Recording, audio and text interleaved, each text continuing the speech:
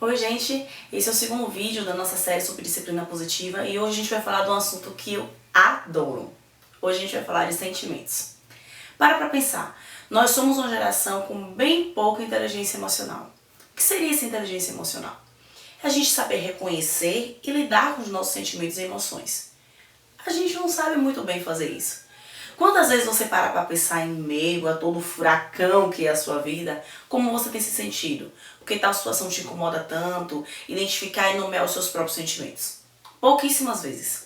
E a gente não ensina a criança a identificar e lidar com os sentimentos dela. Com criança bem pequenininha, você normalmente mostra, olha filho, isso é uma cadeira, isso é uma mesa, isso é um lápis, isso é um papel. E por que não fazer o mesmo com os sentimentos? Por que não mostrar, olha, isso é tristeza, que você está sentindo é tristeza. Isso que você está sentindo é alegria. Olha, filho, isso dá uma angústia. Você está decepcionado. Por que não mostrar para as crianças o nome do que passa dentro delas? A gente não ajuda a fazer isso. Esse vai ser um vídeo só pra gente entender mais um pouquinho como a gente pode ajudar a criança a lidar com o que ela sente. A criança, ela nasce bastante conectada com os sentimentos dela.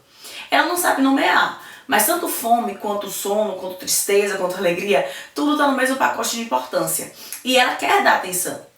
Nós, como adultos, achamos que não. Fome, sede, sono, esses a gente deve atender e deve olhar. Você tá chorando por quê? Tá doendo alguma coisa? Se não tá doendo, não chora. Se você não caiu, não se machucou, por que tá chorando? Não tem motivo para chorar.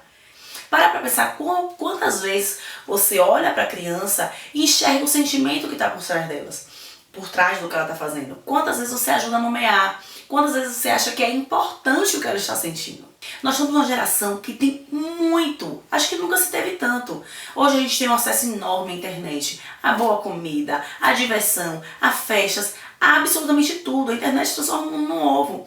E mesmo assim, nós somos a geração que mais se entorpece. Olha o consumo enorme de drogas. Quantas horas você passa no Facebook e no WhatsApp? Quantas horas você faz questão de trabalhar por dia? Como você lida quando está triste? Como você lida com a sua frustração? Normalmente você se entorpece. Não vou pensar nisso agora. Vou trabalhar, vou mexer no Facebook, vou falar com os amigos, vou pra festa, vou beber. E você não para pensar. Quanto menos a gente pensa nos sentimentos, menos a gente deixa que eles vão embora. O sentimento não é algo estático. Nós sentimos várias coisas ao mesmo tempo. E todo sentimento, se você vive aquele sentimento, você esvazia e deixa que ele se vá. Nós eternizamos a nossa tristeza, a nossa mágoa, a nossa frustração quando nós não pensamos nelas. Quando você pensa no seu sentimento e você deixa que ele venha, você sente, você interioriza, você tira o que é melhor, como você agir diante daquela situação, ele simplesmente vai embora. Quantas vezes a gente está triste, muito abalado, encontra um amigo legal, desabafa, chora com essa amiga e simplesmente depois da conversa você dá aquele respirada aliviada e segue. O problema não desapareceu, ele continua ali, mas as suas forças se renovam. Porque aquele sentimento enorme de angústia que estava te dando um nó na garganta, ele se desfez. E deu lugar para um outro sentimento, uma esperança, um pouco de felicidade, enfim. Enfim, só o fato de você falar e pensar sobre o sentimento faz com que ele se vá. Em vez de a gente, nessa tentativa burra de fugir dos sentimentos, a gente eterniza eles. Em vez de simplesmente sentir, deixar que eles vão embora, a gente segura o sentimento. Não quero pensar nessa tristeza, mas ela vai ficar ali, rodando no segundo plano. E toda vez que você largar o celular, que você for tomar um banho, que você for parar sozinha sem poder se distrair, esse sentimento vai aparecer. Essa dorzinha no coração vai voltar. Por que a gente está fazendo isso com os nossos filhos? Porque a gente continua fazendo com que eles sejam tão imaturos emocionalmente quanto nós. A criança, ela sente de uma forma muito intensa. Quantas vezes depois de uma birra, de um choro, de uma crise daquelas, seu filho simplesmente dorme? A gente vê o cansaço físico neles. Eles sentem na pele, no corpo, dói fisicamente. Na realidade, se a gente parar pra pensar, não é só eles não, tá? A gente também sente de uma forma que dói no nosso próprio corpo. Por que a gente vai seguir ignorando isso? Muita gente me pergunta como lidar com a birra. Eu acho que a birra desestrutura tanto os pais, porque nós não fomos ensinados a lidar com os nossos sentimentos. E a birra nada mais é com explosão emocional. A criança está sentindo tantas coisas juntas que ela não consegue lidar com aquela enorme quantidade de sentimentos e ela explode. Eu não costumo falar birra. Acabei falando birra para as pessoas nos vídeos, nos workshops, porque é o nome que a gente deu. Mas eu utilizo aqui em casa uma explosão emocional. Porque é uma explosão emocional. É muita emoção junto e eles não conseguem lidar. E aí você me pergunta, Elisama, mas quando isso acontece, que eu dou uns tapas, ela resolve. Para pra pensar em qualquer bicho que esteja numa crise qualquer. 2 cachorros brigando na rua. Se você bater em um deles, eles vão sair correndo, eles vão se amuar, eles vão sair. O medo é a emoção que é mais forte do que qualquer outra. Óbvio que uma pessoa com muito medo vai fazer o que você pede.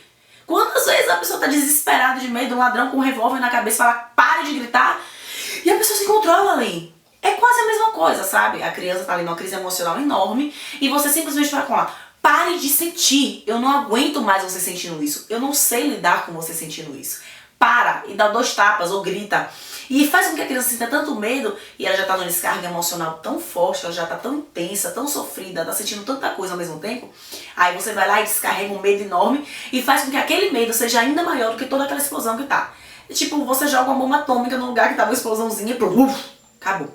Guardou tudo aquilo dali. Mas a emoção dela não parou de existir. E o que você fez foi somente fazer com que ela associe aquela angústia, aquela frustração, aquela tristeza a mais medo. É por isso que hoje a gente fica triste por estar triste, a gente fica com medo por estar com medo, a gente não sabe, a gente fica com vergonha de sentir. Porque desde pequenininho a gente aprendeu que sentir algo indevido é algo que não deve acontecer. Forte é quem não sente. Forte é quem consegue esconder perfeitamente. Nossa, a mãe dela morreu tem 1 semana e ela tá trabalhando. Que mulher forte.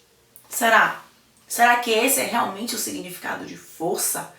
É esse o significado de força que você quer passar pro seu filho? Encobrir e não sentir? Eu acho que quando você nomeia o sentimento da criança, você, ajuda ela a identificar e saber o que ela está sentindo.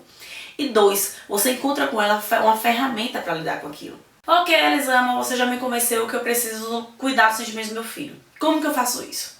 É realmente difícil a gente fazer algo que não foi feito com a gente. Mas hoje eu vou tentar te dar 3 dicas de como você lidar com os sentimentos da criança. Primeira dica, nomeia o sentimento dela. E aí nomear não é perguntar. Às vezes a gente quer ajudar a criança e pergunta, por que você está sentindo isso? O que você está sentindo? Você está triste? Você está angustiado? Você está nervoso? A criança não sabe direito o que ela está sentindo. Tem toda aquela confusão emocional dentro dela. E ela tem que parar no meio dessa confusão para identificar o que sente e responder uma pergunta de um adulto que ela normalmente nem sabe o que esse adulto quer ouvir. Porque ela vai parar para você e pensar, poxa, o que ela quer ouvir? Eu não estou entendendo o que ela está querendo que eu responda. Então é melhor que você não pergunte, que você afirme. Poxa, eu tô vendo que você tá triste, eu tô vendo que você tá angustiado porque você queria desenhar e não tá conseguindo, eu tô vendo que você tá triste, que você tá frustrado. Você dá nome a esse sentimento. E Elisama, vou acertar sempre? Não, você vai errar várias vezes. Mas todas as vezes que você errar, a criança pode te corrigir. Se você estiver errado e a criança souber o sentimento, meu filho hoje ele já sabe alguns sentimentos, e aí você fala, filho, você tá triste? Ele fala, não tô triste não. Aí eu falo, você tá angustiado, você tá frustrado. E aí eu vou chutando pra ele conseguir identificar o nome que dá mais ou menos o que ele diz. O que ele tá sentindo, sabe? Então você vai errar algumas vezes, tudo bem.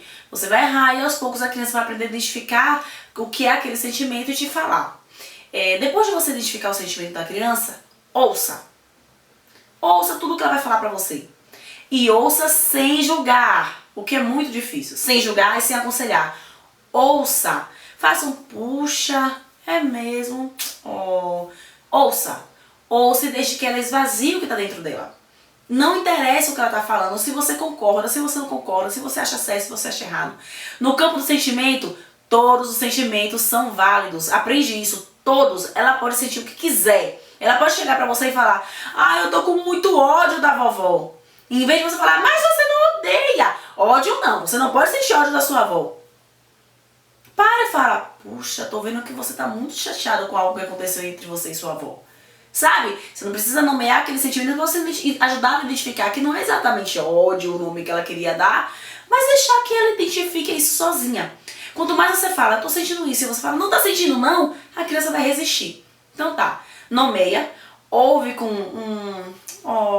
puxa, Às vezes a melhor forma de lidar, depois que você já nomeou, que a criança já falou, é lidar, atender aquele desejo na fantasia.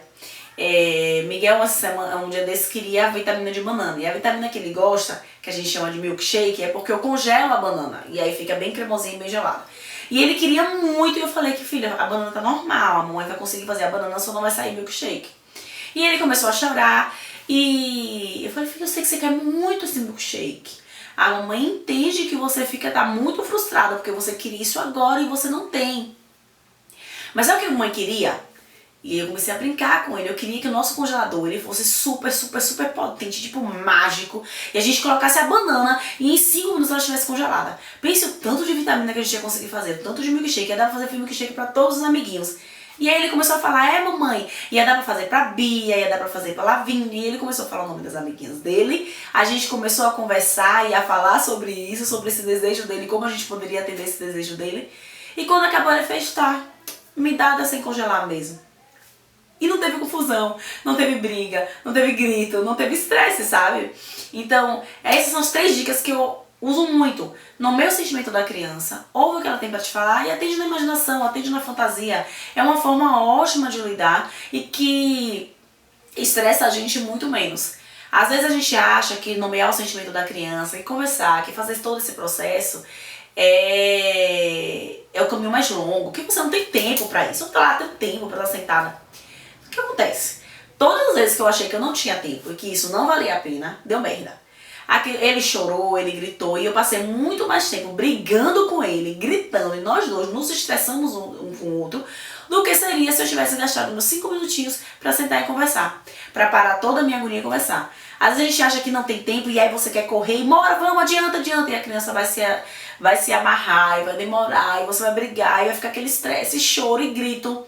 Te garanto que todas as vezes que a gente pensa que é o caminho mais curto, que esse é o caminho mais curto de impor nossa vontade, a gente se estressa mais. Se você ainda não assina o canal, assina o canal no YouTube, acompanha pela fanpage ou pelo Instagram, eu vou botar aqui as informações, e assina a lista. A lista, na realidade, é a forma mais segura de você receber todo o meu conteúdo, porque a lista eu coloco mando pro seu e-mail e é mais certeza de você receber, tá bom? Até o próximo vídeo, beijo e até mais.